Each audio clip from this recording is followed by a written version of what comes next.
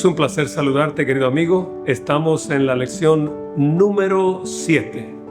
Lealtad suprema, adoración en medio de la guerra. Después de 40 años de peregrinaje en el desierto, los israelitas finalmente se establecieron en la tierra prometida.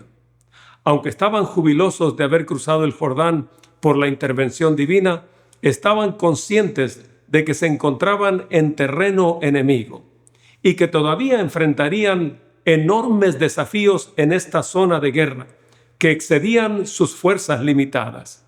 Los israelitas reconocieron que este era un tiempo de preparación.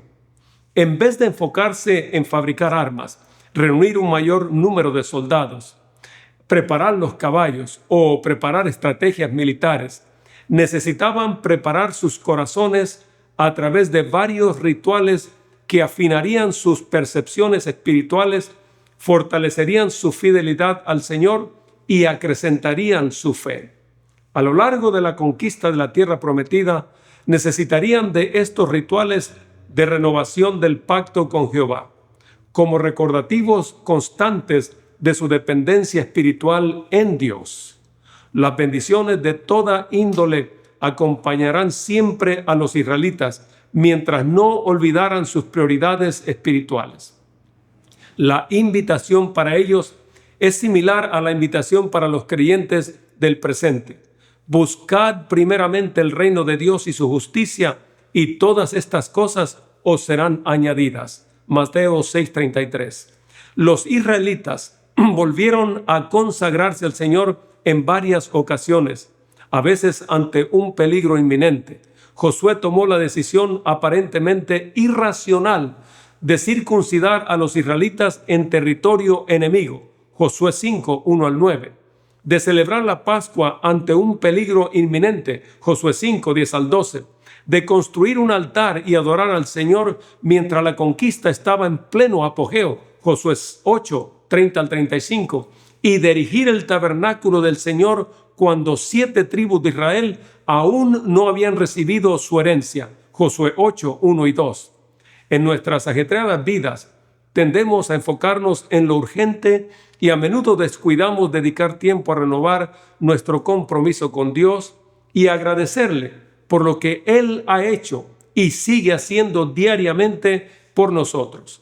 A veces olvidamos el culto matutino y vespertino en nuestra vida sobrecargada, impulsada por la comodidad y orientada a los logros. Sin embargo, en el fondo, todos sabemos que los momentos dedicados a Dios y a nuestros semejantes constituyen la mejor manera de aprovechar nuestro limitado tiempo. Ahora bien, querido amigo, la importancia de los rituales tienen su gran importancia.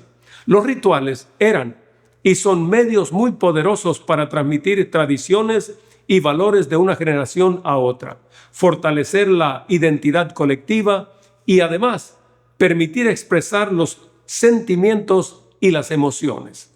También es necesario afirmar que en los rituales bíblicos existe un elemento crucial que es el profético, que señala a Cristo y las realidades que Él trajo a este mundo. Enseguida consideraremos con más atención los rituales de la circuncisión, la Pascua y la edificación de altares en el contexto de la renovación del pacto en el libro de Josué.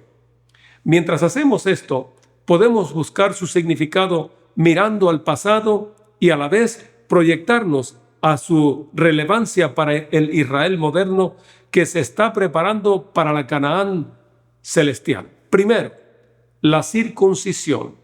La circuncisión masculina, con la extracción quirúrgica de la piel, fue practicada por lo menos desde el tercer milenio antes de Cristo por varias sociedades. Era realizada para marcar transiciones significativas como el inicio de la adultez o el matrimonio, sin un propósito religioso determinado. En el trasfondo del libro de Josué, el ritual de la circuncisión conmemora la verdadera identidad del pueblo de Israel como comunidad del pacto. La extracción de la piel indica de una manera gráfica el cambio de estatus de los hijos de Israel después de haber sido esclavos del faraón. Ahora, ellos pueden escoger servir a Jehová, quien los invita a tener un compromiso espiritual con él. Más importante que la conquista militar de Canaán era el pacto de Israel con Dios. Antes de que la nueva generación pudiera comprometerse con la posesión de la región, necesitaba ser plenamente consciente de su relación especial con el dueño de la tierra. Pero ellos se dedicaron a un ritual que dejó vulnerable a la mayor parte de la fuerza de combate durante al menos 3 días. La renovación de la señal de la alianza se produjo como respuesta al acto misericordioso y milagroso de Dios de llevar a Israel sano y salvo al otro lado del Jordán. Nuestro pacto con Dios debe ser siempre una respuesta de gratitud por lo que Él ya ha hecho en nuestro favor. Nunca un acto para tratar de obtener algún beneficio mediante la conformidad legalista con sus requerimientos. En el pacto de Dios con Abraham, la circuncisión es una señal de compromiso e identidad. Incluso los que no eran israelitas podían circuncidarse al aceptar ser parte de la simiente de Abraham, según Génesis capítulo 34, versos 15 al 24 y Éxodo 12:48. Con el ritual de la circuncisión, los israelitas celebraron su relación con su Dios, quien los había liberado de Egipto, porque reconocían que la batalla pertenecía al Señor. Él era quien les concedía la victoria y el éxito. Otro punto más, la Pascua. El ritual de la Pascua fue instituido la noche que el pueblo de Israel dejó Egipto. La sangre del cordero, sacrificado antes de la puesta del sol, fue usada como marca en los dinteles de las puertas para prevenir la muerte de los primogénitos. Éxodo 12 y 13. Esa noche, el ángel del Señor dio muerte a todos los primogénitos de Egipto y perdonó a los israelitas. Luego se produjo la salida de Egipto, el cruce del Mar Rojo y la travesía por todo el desierto. De este modo, la Pascua estaba conectada a la liberación de Israel de la esclavitud. También estaba relacionada con la celebración agrícola del comienzo de la temporada de cosecha, cuando la gente llevaba sus primicias al santuario, según Éxodo 34, 18 al 27. El segundo ritual celebrado antes de la conquista fue el de la Pascua. Esta tuvo lugar en la tarde del 14º día del mes, en cumplimiento fiel de las instrucciones dadas por Dios. En tal ocasión se hizo especial hincapié en el significado simbólico de la celebración de la Pascua. Los acontecimientos dirigidos por Josué reflejaban los del Éxodo. Esta celebración de la Pascua anticipaba que los israelitas debían esperar otra intervención milagrosa del Señor contra sus enemigos, los habitantes de Canaán. Junto con todos los eventos previos, la celebración de la Pascua señaló el inicio de una nueva era en la historia de Israel. Además, mediante el símbolo del cordero sacrificado, la Pascua no solo recordaba la redención de los israelitas de la esclavitud egipcia, sino también señalaba su cumplimiento antitípico en ocasión de la muerte del Cordero de Dios, Juan 1:29 y otros pasajes más, que nos rescató de la esclavitud del pecado. En la cena del Señor, antes de ofrecerse a sí mismo como sacrificio supremo, Jesús transformó la Pascua en un memorial de su muerte expiatoria. Mateo 26, 26 al 29, 1 Corintios 11, 23 al 26. La Pascua había de ser tanto conmemorativa como simbólica. No solo recordaría la liberación de Israel, sino que también señalaría la liberación más grande que Cristo habría de realizar para liberar a su pueblo de la servidumbre del pecado. El cordero del sacrificio representa al Cordero de Dios, en quien reside nuestra única esperanza de salvación.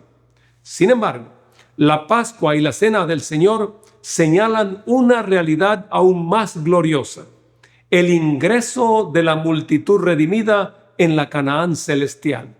En Apocalipsis, Juan describe esta travesía antitípica de los redimidos sobre el mar de cristal, rodeado el correlato tipológico del Mar Rojo y del Jordán, por supuesto, ante el trono de Dios y su participación en la cena de bodas del Cordero, prefigurada tipológicamente por la Pascua y la cena del Señor según Mateo 26:29, Apocalipsis 19:9.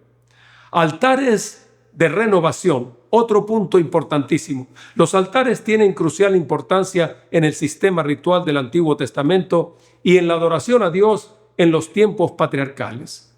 Aunque la primera versión de un altar aparece en Génesis 8:20, el primer sacrificio animal está implícito en la provisión de pieles para vestir a Adán y Eva. En Israel, los sacrificios no tienen el propósito de alimentar, agradar o apaciguar a una deidad furiosa, sino son vistos como provisiones de un Dios misericordioso a la humanidad para expiación de sus pecados y para regresarlos a la armonía con su Creador. Junto con el propósito expiatorio de los sacrificios, los altares tuvieron varias funciones vitales en la experiencia del pueblo de Dios del pasado. Primero, para señalar nuevos comienzos, Génesis 8, como lugares de peregrinaje, Génesis 12:7, 13 y 18, para oraciones intercesoras, según Job 1:5, para oraciones de gratitud, Salmo 26, versos 6 y 7, como memoriales de identidad religiosa, Josué 22, versos 26 al 28. Todas estas funciones fueron incorporadas en el servicio del templo, donde los israelitas podían adorar a Dios, orar, hacer votos, agradecer, confesar sus pecados y buscar el perdón mediante sacrificios que estaban centralizados en el santuario, querido amigo. Concluimos. El Calvario es el sublime altar por excelencia, donde el Cordero de Dios fue ofrecido una vez para siempre, un solo sacrificio por los pecados, Hebreos 10:12. Su sacrificio consumó el plan de salvación. Su propia sangre entró una vez para siempre en el lugar santísimo, habiendo obtenido eterna redención. Al situar la colocación del tabernáculo en el eje del reparto de tierras, Josué muestra que toda la vida de Israel giraba en torno al santuario, sede terrenal de nuestro Dios Todopoderoso. Es aún más importante para nosotros como cristianos que vivimos en el día antitípico de la expiación, enfocar nuestra atención en el santuario celestial mientras continuamos nuestra lucha con los gigantes modernos o posmodernos que desafían nuestra fe, nuestra esperanza y nuestra herencia espiritual. Al confiar constantemente en la obra de Cristo realizada en la cruz y en el santuario celestial, podemos esperar con fe el momento en que Dios vuelva a morar entre su pueblo por la eternidad. Así es, querido amigo.